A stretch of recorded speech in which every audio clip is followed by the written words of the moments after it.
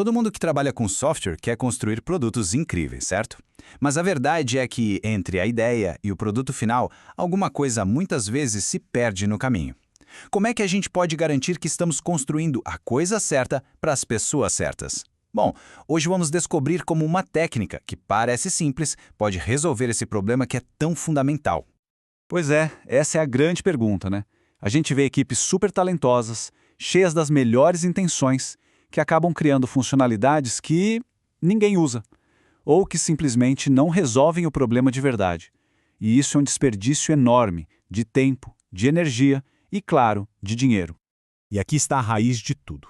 A qualidade de um software não começa lá na linha de código, começa muito antes, na forma como a gente define o que precisa ser construído. Afinal, se a especificação, o ponto de partida, já estiver torta, não tem como o resultado final ser bom. Então, a nossa jornada hoje vai ser bem clara. Primeiro, a gente vai entender o problema com os requisitos tradicionais. Depois, vamos ver como as histórias de usuário aparecem como a grande solução. Em seguida, os erros comuns que todo mundo precisa evitar.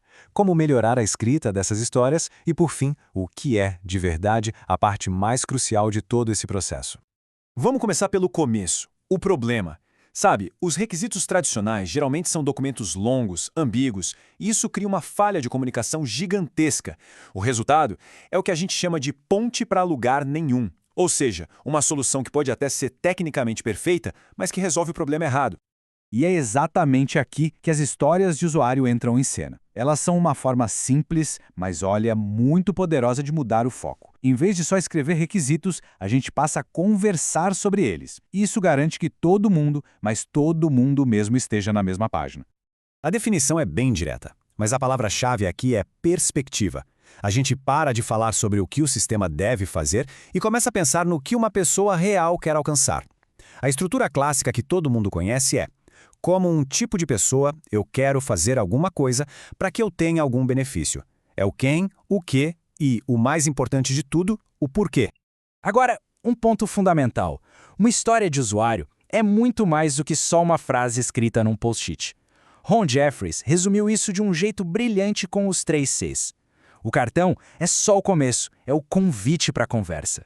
A conversa, essa sim, é onde a mágica acontece, onde as dúvidas são resolvidas e o entendimento é construído. E a confirmação? Bom, ela garante que todo mundo concorde sobre o que significa pronto. E essa ideia, gente, se espalhou muito rápido. Livros, artigos e as práticas ágeis transformaram as histórias de uma técnica quase desconhecida em um dos pilares do desenvolvimento de software moderno. E por quê? Justamente por resolverem esse problema tão central de comunicação.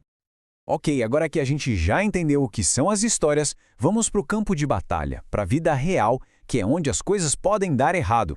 Vamos analisar os 5 erros mais comuns que podem transformar essa ferramenta incrível num verdadeiro obstáculo.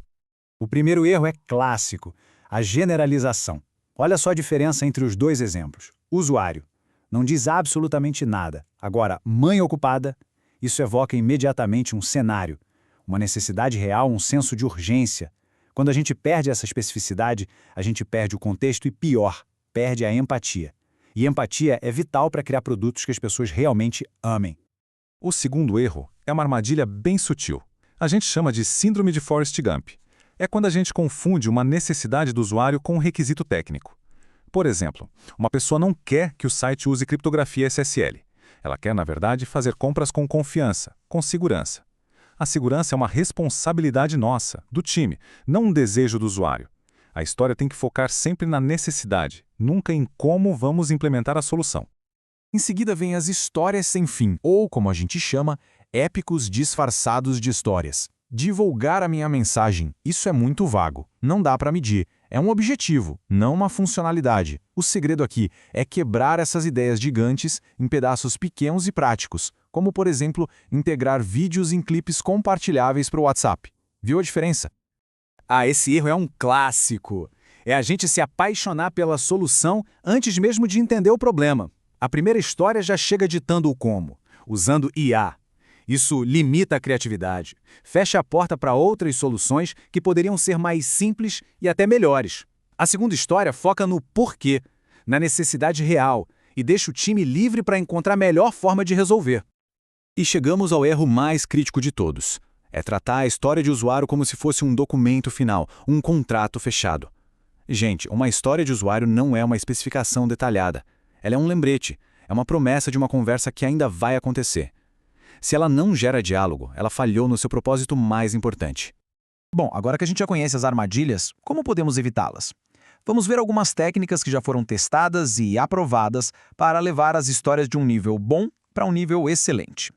Uma ferramenta fantástica para isso é o acrônimo INVEST. Pense nele como um checklist. A história é independente de outras, ela é negociável, ou seja, a gente pode discutir o escopo, ela é valiosa, agrega valor real, é estimável, dá para ter uma ideia do esforço, ela é pequena o suficiente, ou seja, small, para ser feita num ciclo curto, e finalmente, ela é testável. Se a resposta for sim para tudo isso, a chance de ser uma ótima história é enorme. E para ajudar naquela última letra do INVEST, o T de testável, existe uma técnica sensacional para escrever critérios de aceitação de um jeito super claro, sem nenhuma ambiguidade. O nome dela é Sintaxe Gherkin. Ela ajuda a descrever o comportamento do software de uma forma bem estruturada. E a estrutura é muito simples, mas muito poderosa. O dado que estabelece o contexto inicial, o quando descreve a ação que a pessoa vai tomar, e o então define qual é o resultado que a gente espera. Isso cria cenários de teste que todo mundo no time, dos desenvolvedores até a galera de negócio, consegue entender perfeitamente. E tudo isso nos leva de volta ao ponto central. A ideia que amarra tudo que a gente viu até agora. Mais importante que o formato, que a sintaxe, que qualquer ferramenta, é o diálogo. É a conversa que a história consegue gerar. Jeff Patton usa uma analogia que eu acho simplesmente perfeita. Ele diz que uma história de usuário é como uma foto de viagem. A foto não é a viagem. Ela não captura todos os cheiros, os sons, as sensações, mas ela é um lembrete poderoso. É um gatilho que ajuda a gente a contar a história daquela viagem para outra pessoa. A história de usuário faz exatamente a mesma coisa pelo requisito. E para a gente terminar, fica aqui a reflexão final. Quando a gente olha para o nosso backlog, para as nossas listas de tarefas, as histórias que estão ali são convites para colaboração? São pontos de partida para descobrir a melhor solução em equipe? Ou elas são só itens numa lista que acabam silenciando a criatividade e o entendimento compartilhado? A resposta para essa pergunta pode de verdade definir o sucesso ou o fracasso de um produto.